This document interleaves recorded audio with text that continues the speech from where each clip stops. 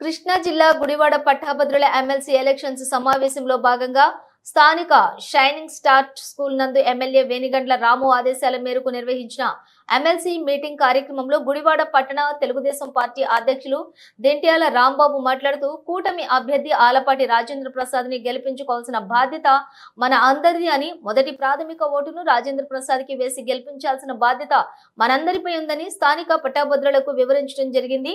ఈ కార్యక్రమంలోని ward TDP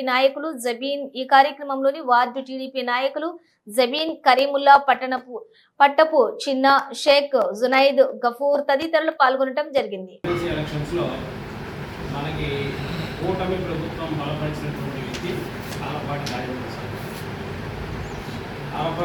Prasad Janasena, Telugu Desam, BJP మూడు పార్టీలు కూడా కలిసి ఏర్పడిన కూటమి ప్రభుత్వం ఈయన్ని బలపరిచి ఈయనకి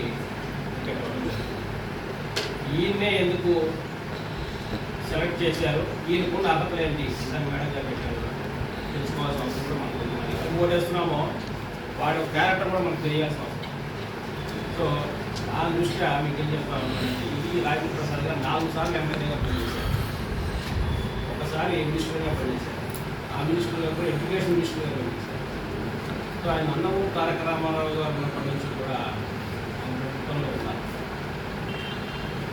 ఆ రోజుల్లో ఉన్నటువంటి పరిస్థితులు మినిస్టర్గా చేసినటువంటి టైంలో ఎక్కడెక్కడైతే మనకు అవసరాలు ఏ అవసరాలు ఉన్నాయో గుర్తించి ఇవాళ పిల్లలందరూ చదువుకోవాలంటే, ఇంజనీరింగ్ చేయాలంటే కూడా లేదా బాంబేలో, బెంగళూరు, హైదరాబాద్, చెన్నై ఇట్లా వెళ్ళిపోయి చదువుకునే పరిస్థితి.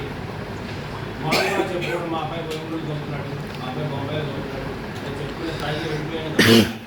అక్కడికి వెళ్ళి అది పడేటువంటి ఇబ్బందులు ఏంటి, ఏం నేర్చుకుంటున్నారనే విషయం మనకు కూడా అవగాహన పరిస్థితి లేకుండా చదువుకోవాల్సిన పరిస్థితి, అక్కడ సబ్జెక్ట్స్ కోసం కూడా కొంత వెళ్ళాల్సిన అవసరం ఏర్పడింది. అదే ఈ రామారావు గారు అలాగే ఆలపాటి రాజేంద్ర ప్రసాద్ గారు ఏం చేశారంటే, ఇది కేవలం లాగితే కనుక ఆంధ్రప్రదేశ్లో ఉన్నటువంటి గ్రామాల్లో ఉండేటువంటి యువత ఎవరికి ఉన్నా వాళ్ళు నష్టపోతారు. సో ఆ గ్రామాల్లో కూడా మనం ఇంజనీరింగ్ కాలేజ్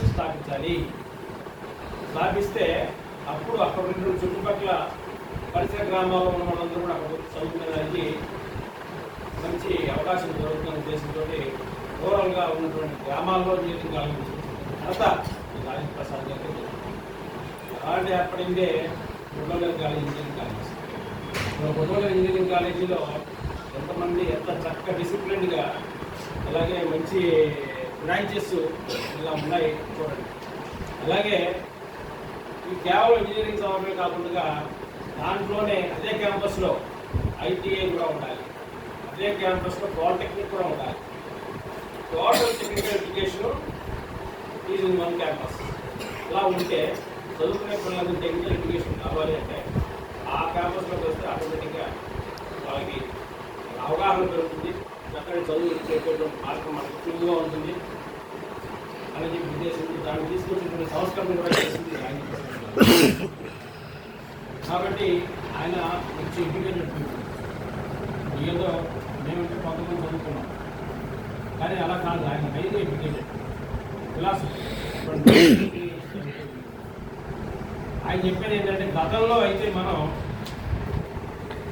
1970 వరకు కూడా 1960-70 వరకు కూడా ఎడ్యుకేటెడ్ పీపుల్ అంటే వాళ్ళు 15% ఉంటే 85% ఆఫ్ ద పీపుల్ అన్ఎడ్యుకేటెడ్. 15% మంది చదువుకున్న వాళ్ళు ఉంటారు, 80% మంది చదువులేని వాళ్ళు. ఈ చదువులేనటువంటి 85% అందరూ కూడా చదువుకున్న 15% వాళ్ళు ఏం చెప్తే అది చేయడమే తప్ప ఇంకొక ఆలోచన ఉండేది కాదు. కాబట్టి అప్పుడు వాళ్ళు చేసేటువంటి చట్టం కానీ, చదువుకున్న వాళ్ళు చేసేటువంటి మాటలు కానీ, వాళ్ళ ఇన్ఫ్లుయెన్స్ కానీ అందరి మీద ఉండి మంచిగా తప్పైన పరిస్థితిగా ఆ రోజుల్లో వెళ్ళేది. కానీ ఇవాళ ఇంత డెవలప్ అయిన తర్వాత మనం ఇవాళ పరిస్థితి ఆలోచన చేస్తే ఇవాళ 75% of the people are educated, only 25% of the people are educated. So 70% మంది మనం చదువుకున్న వాళ్ళు ఉండి మనకు కావాల్సిన అవసరాలు మనం తెచ్చుకోలేకపోతే, ఉన్న చట్టాన్ని మనం మార్చుకోలేకపోతే, చట్టాల్లో కొన్ని తప్పులు ఉండొచ్చు, ఆ రోజు చేసిన చట్టాల్లో కొన్ని తప్పులు ఉండొచ్చు, దాన్ని సరిదిద్దుకుని మళ్ళీ కూడా మనకి కవితకి కావాల్సిన విధంగా మార్చుకోలేకపోతే మన చదువుకున్న దానికి. సో అందువల్ల ఈ స్థాయిలో ఉన్నటువంటి మనం వేసే ఓటు కూడా ఎటువంటి విధంగా వేయాలి. చదువుకున్న ఇదేంటంటే జనరల్ ఎలక్షన్ కాదు, ఎమ్మెల్సీ ఎలక్షన్, మేధావుల్ని సభకు పంపించేటువంటి ఎలక్షన్. సో అటువంటి వాళ్ళలో సరైన వ్యక్తిని మనం ఎన్నుకోవాలంటే కూడా మన ఎడ్యుకేషన్ ఉపయోగపడాలి. ఆ విధంగా ఆయన అన్ని రకాలుగా కూడా సముచితమైనటువంటి వ్యక్తి. అంతేగాని ఆయన గురించి మరో అర్హత ఏంటంటే ఈ ముందే చెప్పాను, 4 సార్లు ఎమ్మెల్యేగా చేసి ఒకసారి మంత్రిగా కూడా పనిచేసి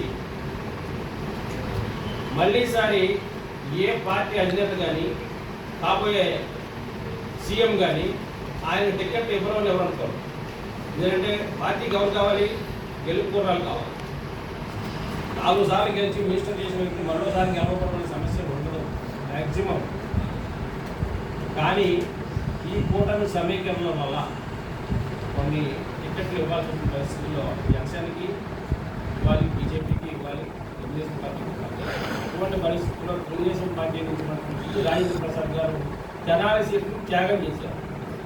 జనాల సీట్లు నాకు వద్దు, చంద్రబాబు నాయుడు గారు మీరు ఎవరైతే ఇక్కడ మీకు ఏ పార్టీ తరఫునైతే మీకు ప్రెషర్ ఉందో వాళ్ళకి ఇవ్వండి, నేను తప్పుకుంటానని చెప్పి ఎంతో పాజిటివ్గా